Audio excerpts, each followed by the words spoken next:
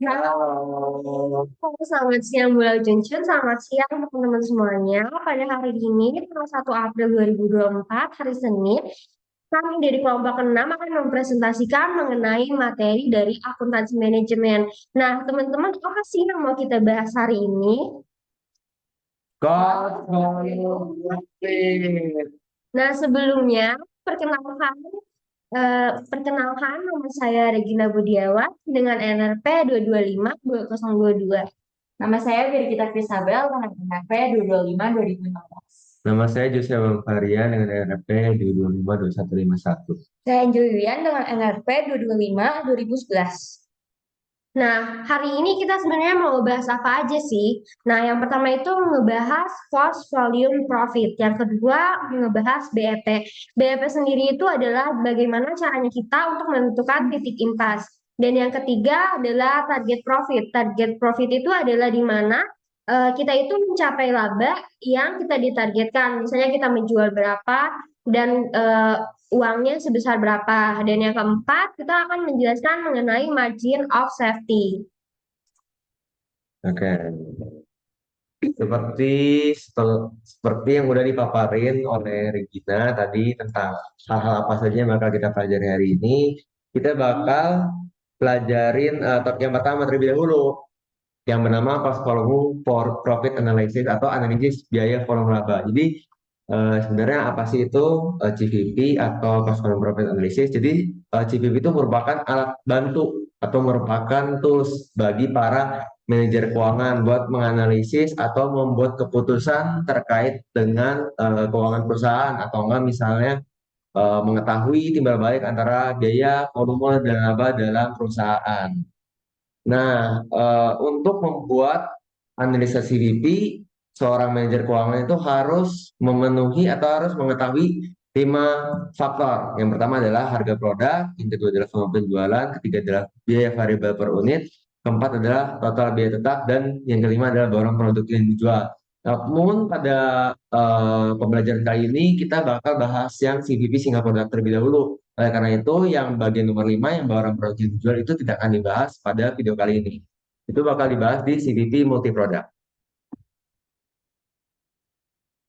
Nah, CVP itu menunjukkan bahwa jumlah unit yang harus dijual untuk mencapai titik impas itu break even point itu labanya sama dengan nol, jadi nggak untung nggak rugi. Dan CVP menunjukkan atau memberitahu kita gitu untuk menghitung titik impas itu seperti apa dan menentukan tingkat penjualan untuk mencapai target laba. Dan yang ketiga itu menghitung margin keamanan yang bakal dibahas di slide selanjutnya. Topik selanjutnya itu adalah BEP analisis. BEP itu sama dengan titik impas. BEP didefinisikan sebagai tingkat penjualan di mana keuntungan perusahaan adalah nol. Hubungan antara biaya tetap atau keadaan suatu perusahaan tidak mendapatkan laba maupun rugi. Pendapatan dan pengeluaran seimbang. Rumus BEP ada dua, yaitu dalam unit penjualan dan dalam satuan mata uang. Dalam unit penjualan, rumus metode persamaan, yaitu ada laba sama dengan penjualan dikurang biaya variabel dikurang biaya tetap. Atau menggunakan rumus laba sama dengan harga dikali jumlah unit terjual dikurang biaya variabel per unit dikali jumlah unit terjual dikurang total biaya tetap. Rumus dalam unit penjualan juga menggunakan rumus biaya tetap dibagi margin kontribusi per unit. Selanjutnya ada rumus BEP dalam satuan mata uang, yaitu dengan menggunakan rumus biaya tetap dibagi rasio kontribusi margin. Nah, sekarang aku bakal bahas aplikasi dari konsep CVP. Jadi ada tabel di mana kita bisa tahu nih pengaruh dari harga jual, volume penjualan, variable cost per unit, dan kita bisa tahu apa ada pengaruhnya terhadap fixed cost yang akhirnya menjadi laba bersih. Jadi misalnya ada satu produk dengan harga jual $250 dan memiliki volume penjualan sebesar 400 unit. Lalu kita bakal dapetin penjual total sebesar $100.000 yang didapat dari $250 dikali 400 unit. Di dalam membentuk atau membuat suatu produk ini terdapat yang namanya variable cost atau biaya variabel per unit sebesar 150 per unitnya, $150. Nah, untuk mendapatkan variable cost totalnya tinggal dikalikan saja dengan volume penjualan. Jadi 150 dikali dengan 400. Didapatkan $60.000. Didapatkan contribution margin dari total penjualan dikurangi dengan biaya variable total.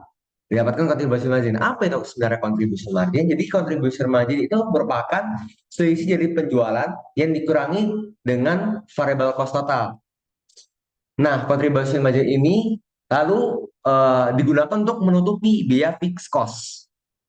Nah, di soal diberitahu bahwa fixed cost besar 35.000. Jadi 40.000 dikurangi 5.000 sama dengan 40.000 dikurangi 35.000 sama dengan $5.000 sebagai laba bersihnya. Nah, untuk mengetahui tentang contribution margin per unit, tinggal dibagi saja. Jadi dari kontribusi margin sebesar 40.000 dibagi dengan volume penjualan sebesar 400, didapat 100 kontribusi margin per unit. Untuk contoh soal selanjutnya, kita bakal bahas tentang rumus yang udah dipaparin oleh Angel sebelumnya, yaitu rumus persamaan laba operasional. Rumusnya adalah laba operasional sama dengan harga dikali jumlah unit terjual dikurangin biaya variabel per unit dikali jumlah unit terjual dikurangin dengan total biaya tetap. Harga dikali jumlah unit yang terjual itu bisa kita bilang sebagai penjualan, dan biaya variabel per unit dikali jumlah unit terjual itu kita bisa masukkan atau kita bisa anggap sebagai biaya variabel. Oke, jadi diketahui dari soalnya, diketahui penjual 1.000 unit per satu unitnya sebesar $400. Jadi total penjualannya adalah $400.000 dikurangi dengan biaya variabel sebesar $325.000. Kita dapatkan margin kontribusi $75.000 dikurangi lagi dengan biaya tetap $45.000. Kita dapat laba operasionalnya sebesar $30.000. Pertanyaannya adalah berapa jumlah unit BP yang harus dijual. Jadi berapa jumlah unit yang harus dijual oleh perusahaan ini agar bisa pas gitu di titik impasnya, tidak rugi dan tidak untung, tapi bisa menutupi biaya variabel dan juga bisa menutupi biaya fixed cost-nya. Jadi bakal langsung dimasukin aja ke rumusnya. Kita masukin 0 sebagai laba operasional. Kenapa kita masukin 0 sebagai laba operasional? Karena itu 0 itu menandakan tidak untung dan tidak rugi, tidak minus dan juga tidak plus. Makanya kita masukin angka 0. 0 sama dengan 400 dikali unit. Karena kita pengen tahu nih berapa unitnya agar kita bisa mencapai titik impas, maka jumlah unit yang terjual kita kasih aja variabel unit. Harganya adalah 400 dikali variabel unit dikurangi 325 dikali variabel unit lagi. 325 ini dari mana? 325 ini didapatkan jadi dari biaya variabel per unit. Jadi kan biaya variabel total sebesar 325.000 dibagi dengan 1.000 unit. Jadi kita dapatkan biaya variabel per unit 325 dikali dengan variabel unit dikurangi dengan total biaya tetap. Di soal sudah diketahui total biaya tetap sebesar $45.000. Dimasukin ke rumus persamaan, 45.000 di sisi kanan pindah ke sisi kiri menjadi positif, dan 400.000 unit dikurangin 325.000 unit menjadi 75 unit. 45.000 dibagi dengan 75 sama dengan 600. Jadi unit yang harus dijual oleh perusahaan sebesar 600 unit jika ingin mencapai BEP atau titik impas. Soal selanjutnya, sebuah perusahaan mempunyai penjualan sebanyak 400 stiker dengan total $100.000. Maka akan didapatkan harga per unitnya $250 didapatkan dari 100.000 ini dibagi sama 400 stiker. Maka didapatkan 250. Untuk variable expense-nya sebesar 60.000 dan per unitnya 150. 150 ini didapatkan dari 60.000 dibagi 400 stiker. Lalu untuk kontribusi marginnya akan didapatkan 40.000 dan per unitnya $100.000. dan fixed expense-nya 35.000 dan net operating income-nya sebesar $5.000 dan percent of sales-nya disesuaikan dengan jumlah total. Lalu untuk menghitung mencari BEP dalam unit penjualan dalam unit dan dalam satuan mata uang, maka akan dicari dulu rasio kontribusi margin, yaitu menggunakan rumus total margin kontribusi dibagi jumlah penjualan. Total margin kontribusinya itu $40.000, maka dimasukin ke sini. Lalu jumlah penjualannya sales $100.000, maka dibagi 40.000 dibagi 100.000, maka akan didapatkan 0,40 atau 40%. Maka penjualan dalam unit menggunakan rumus sebelumnya, yaitu biaya tetap dibagi kontribusi margin per unit.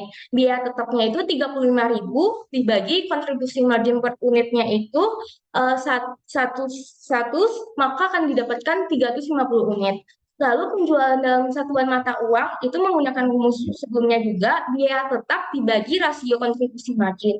Biaya tetapnya itu 35.000, maka rasio kontribusi margin yang sebelumnya yang sudah dicari 0,40 dibagi dengan 0,40, maka akan didapatkan $87.500. Untuk mencapai biaya titik impas di mana perusahaan tidak mengalami kerugian atau keuntungan, maka perusahaan itu harus menjual minimal 350 unit itu.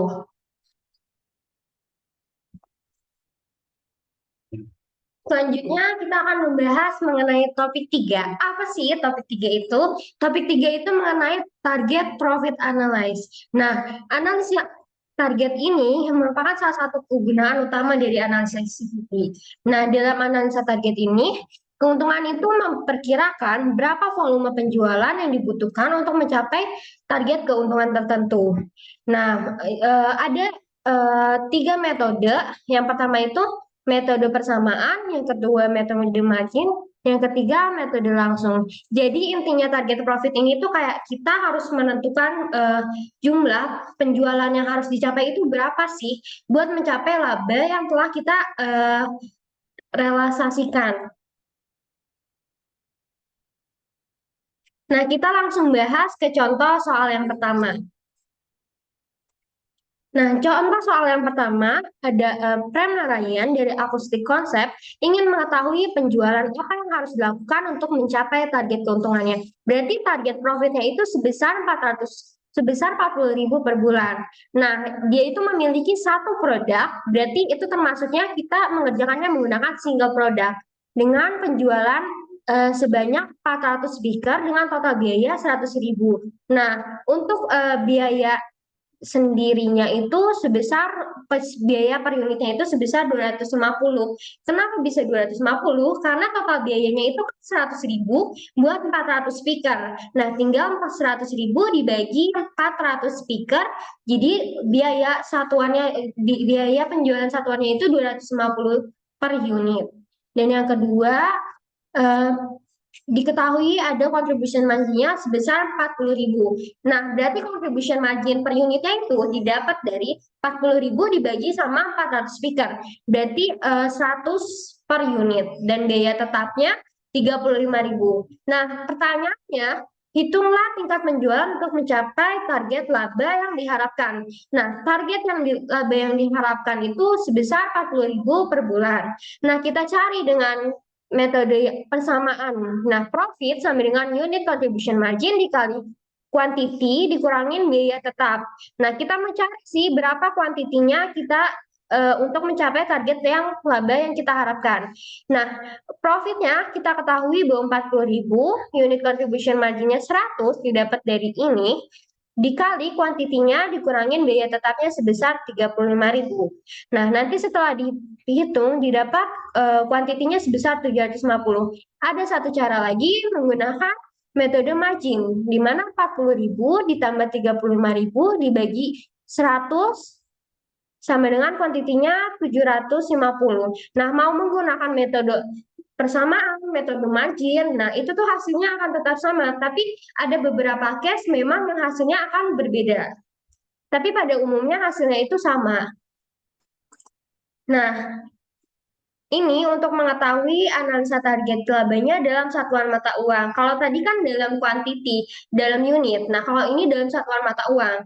Nah, kita menggunakan tiga metode. Yang pertama langsung. Kalau langsung itu tinggal dikalikan. Berarti 700 quantity 750 speaker yang tadi dikalikan dengan 250 sebesar 187.500. Tapi kalau menggunakan metode persamaan, kita harus memasukkan rumusnya. Profit sama dengan contribution rasio dikali sales dikurangin biaya tetap. Nah, contribution margin itu didapat dari total margin kontribusi dibagi dengan jumlah penjualannya berapa. Nah, tadi kan diketahui bahwa jumlah penjualannya itu 100.000 dan margin kontribusinya itu 40.000, maka dihasilkan 40%. 40% ini kita ubah menjadi 0,40. Nah, selanjutnya yang ketiga, metode ketiga itu metode margin. Nah, rumusnya itu target profit ditambah biaya tetap dibagi rasio contribution margin. Nah, mau menggunakan tiga metode apapun ini hasilnya akan tetap sama. Nah, contoh soal kedua, ada Quantum Company memiliki data penjualan 1.000 unit dengan harga jual 400 per unit. Nah, diketahui biaya tetapnya sebesar 325 per unit, biaya variabelnya 325 per unit, dan biaya tetapnya 45.000. Nah, misalkan Quantum ini pengen dapetin laba 48.750 dan tarif pajaknya 35%. Nah, berapa sih yang harus dijual? Nah, rumusnya itu kita berbeda rumusnya dengan yang tadi. Tapi kita harus cari dulu earning before tax-nya itu berapa dengan cara earning after tax dibagi 1 min tax. Earning after tax itu didapat dari laba bersihnya. Laba bersihnya itu sebesar 48.750 dikuper 1 dikurangin tax. Taxnya itu 35%. 35% itu sama dengan 0,35. Jadi 48.750 per 1,03 1 dikurangin 0,35 dihasilkan 75.000. Nah, untuk mencari profit planning dalam unitnya, kita 45.000 didapat dari biaya tetap, ditambah 75.000 didapat dari earning before tax, per 75. 75 itu didapat dari contribution marginnya. Contribution margin itu didapat dari sales dikurangin biaya variabel 400 dikurangin 325. Jadi menghasilkan 75 dan hasil unitnya 1.600 unit. Nah, untuk kita mengetahui berapa sih uang yang harus kita keluarkan, tinggal kita kalikan 1.600 dikali 400 sama dengan 640.000. Nah, jadi kesimpulannya untuk menyimpulkan ini adalah bahwa kalau misalnya kita mau mencapai laba tertentu, maka ada target penjualan dalam unit dan target dalam satuan mata uang yang harus kita kejar biar bisa mencapai profit yang kita harapkan. Nah, jadi misalnya ini. Tadi dia pengen dapat laba bersihnya 48.750. Maka kita harus menjual sebanyak 1.600 unit dengan profit planning dalam satuan mata uangnya sebesar 640.000 dolar. Selanjutnya kita akan membahas tentang margin of safety. Nah, margin of safety itu merupakan kelebihan penjualan yang dianggarkan atau aktual saat ini di atas titik impas. Nah, hasil perhitungannya itu menunjukkan jumlah sampai seberapa besar penjualan itu dapat turun sehingga sampai pada titik impas atau sebelum kerugian terjadi.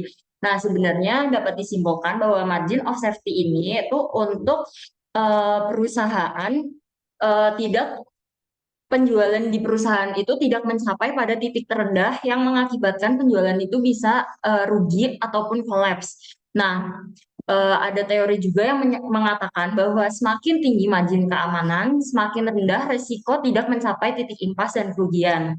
Nah, margin of safety ini juga itu penting banget bagi manajemen agar lebih berhati-hati dalam memelihara tingkat penjualan yang sudah dicapai agar perusahaan itu tidak mengalami penurunan penjualan yang tadi sudah disebutkan. Nah, margin of safety ini itu ada 3 penghitungan. bisa dalam satuan mata uang, dalam unit, sama dalam persentase. Rumus margin keamanan dalam satuan mata uang itu dapat dihitung dari total penjualan yang dianggarkan atau aktual atau saat ini dikurangi sama BEP sales-nya. Nah, terus kemudian kalau rumus margin keamanan dalam persentase itu bisa margin keamanan dalam satuan mata uang atau total penjualan per total penjualan yang dianggarkan atau aktual dalam satuan mata uang dikaliin 100%. Nah, kemudian rumus margin keamanan dalam jumlah unit yang terjual itu margin keamanan dalam satuan mata uang dibagi harga jual per unit. Nah, di sini juga ada contoh soalnya. Misalnya total penjualan saat ini dengan volume 400 speaker yaitu 100.000 dolar. Nah, kemudian penjualan titik impasnya itu sebesar 87.500 dolar pada 350 speaker. Nah, di sini tuh kita bisa jawab gimana sih margin keamanan dalam satuan mata uangnya dalam persentase sama jumlah unit yang terjual. Nah, kalau dalam satuan mata uang kan tadi kita udah ngetahuin bahwa rumusnya yaitu total penjualan yang dianggarkan atau aktual. Di sini di soal juga udah diketahuin kan total penjualan saat ininya yaitu 100.000 dolar, tinggal dimasukin aja dikurangin sama penjualan titik impas yang dimana penjualan titik impas pun udah diketahuin yaitu 87.500 dolar. Nah, 100.000 dolar dikurangi 87.500 dolar menghasilkan 12.500 dolar. Nah, kemudian kita bisa menghitung margin keamanan dalam presentase. Jadi kita udah mengetahui bahwa rumusnya yaitu margin keamanan dalam satuan mata uang dibagi total penjualan yang dianggarkan atau saat ini dalam satuan mata uang dikali 100%. Nah, jadi di sini tuh kita bisa ngitung tadi kan kita udah mengetahui ya margin keamanan dalam satuan mata uangnya yaitu 12.500 dolar. Itu tinggal aja dimasukin dibagi sama total penjualan yang dianggarkan atau aktual dalam satuan mata uang itu ada 100.000 dolar. Terus dikali 100% yang menghasilkan 12,5%. Nah, kemudian margin keamanan dalam jumlah unit yang terjual itu bisa dihitung dari tadi yang udah disebutkan rumusnya yaitu margin keamanan dalam satuan mata uang yaitu yang ini 12.500 dolar dikurangin sama penjualan titik impasnya dikurangin sama harga jual per unitnya. Nah, harga jual per unit itu bisa dihitung dari total penjualan saat ini 100.000 dolar dibagi sama jumlah unit terjual yaitu 400 speaker yang dimana menghasilkan 250 per speaker. Jadi bisa dihitung bahwa margin keamanan dalam jumlah unit yang terjual yaitu 50 unit. Nah, jadi dari contoh soal ini kita tuh dapat simpulkan bahwa perusahaan tuh harus menjual minimal 50 unit agar perusahaan itu tidak mengalami kerugian. Dan kalau misal dalam satuan mata uangnya perusahaan tuh harus menghasilkan 12.500 dolar agar perusahaan itu tidak mengalami kerugian.